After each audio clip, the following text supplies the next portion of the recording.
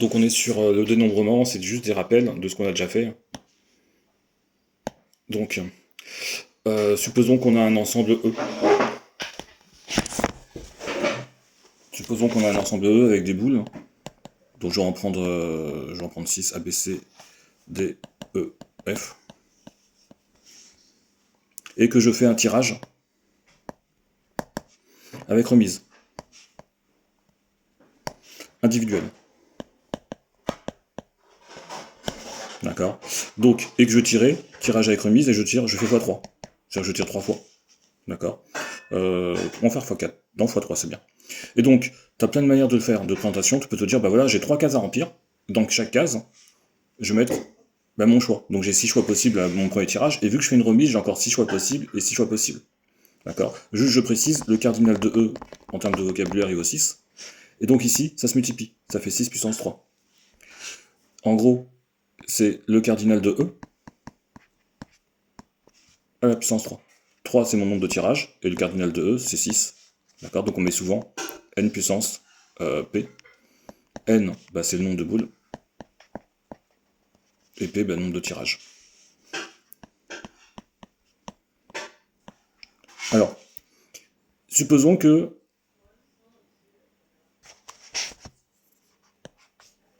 j'ai mon ensemble E, et j'ai un ensemble F. Donc l'ensemble E, c'est le même, je vais pas le recopier. Et l'ensemble F, je vais mettre des chiffres. Je vais mettre 1, 2, 3, 4. Et que je tire une boule dans E. Donc j'ai 6 possibilités. Et une boule dans F, j'ai 4 possibilités. Ça fait 6 fois 4.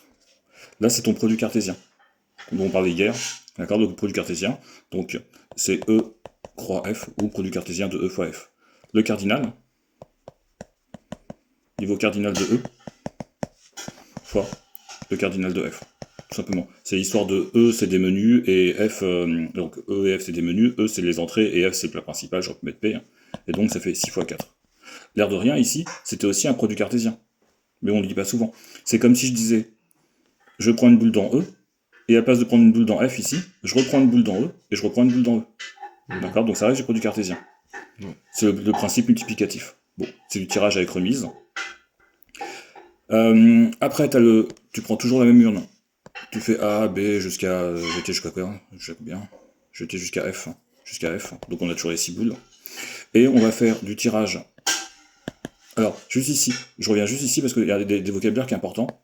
Il y a notion d'ordre. Et répétition. Juste ça.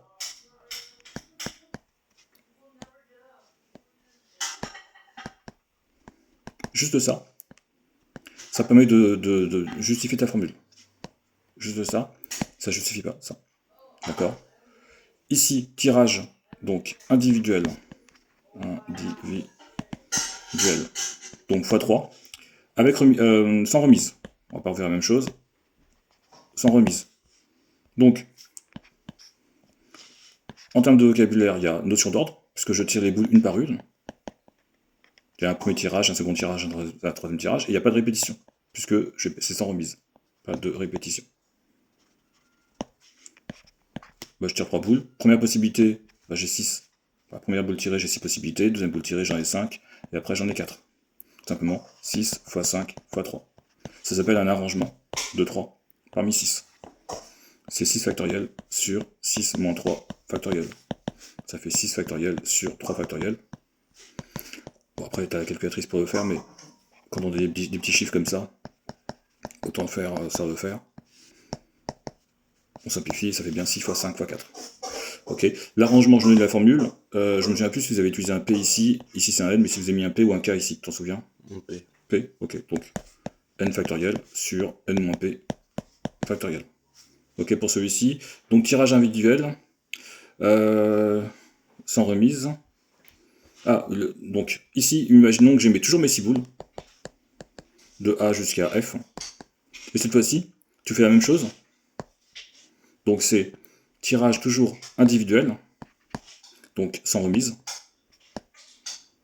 mais fois 6. Donc 6 fois. En gros, tu tires tes 6 boules. J'ai 6 possibilités au premier tirage. 5, 4, 3, 2 et 1. En gros, ça fait 6 factoriel. Ça s'appelle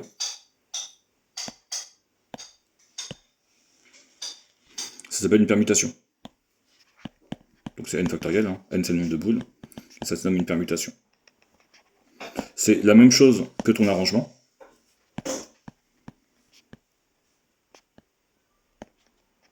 Sauf qu'à la place de tirer que 3 boules, je tire toutes les boules de l'urne. Donc il y a toujours une notion d'ordre. Et pas de répétition.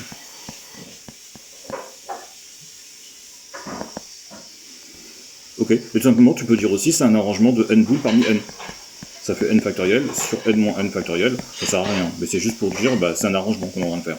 Donc ça nous fait n factoriel sur 0 factoriel. Ça fait n factoriel sur 1. Le 0 factoriel par définition, ça fait 1. Oui. Ça marche pour ça? Oui. Qu'est-ce qui nous manque? Il nous manque que ça, si le nombre de parties d'un ensemble. J'ai un ensemble. Alors je peux mettre 6 boules parce que je vais pas réussir à le faire. J'ai un ensemble avec 4 boules.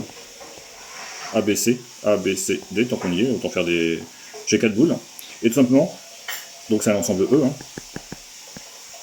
Donc, A, B, C, D. C'est une accolade ici, hein. Je ne sais pas très bien les faire. Voilà. C'est surtout pas un crochet. C'est pas ça. C'est pas des crochets comme ça. Et tout simplement, le nombre de sous-parties que tu peux faire. Voilà. Tu peux créer l'ensemble vide. Tu peux créer l'ensemble avec l'élément A, l'élément B, l'élément C. Tu peux les appeler. Hein. Sous-ensemble, tu peux appeler E1. Sous-ensemble E2, etc., etc. Je ne vais pas écrire sous-ensemble à chaque fois, E2, E3, machin. Mais tu peux créer déjà 3 sous-ensembles. Tu peux créer AB. Par contre, j'en ai pris trop là. Je ne vais pas y arriver avec 4.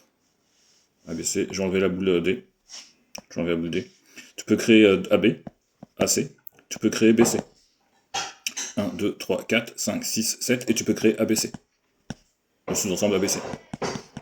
C'est séparé par des virgules, bien sûr. Hein. Et c'est les accolades ici.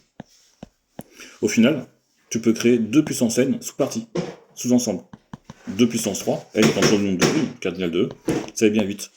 1, 2, 3, 4, 5, 6, 7, 8. Ok pour ça. Là on a fait à peu près tous les tirages que tu vas savoir en dénombrement.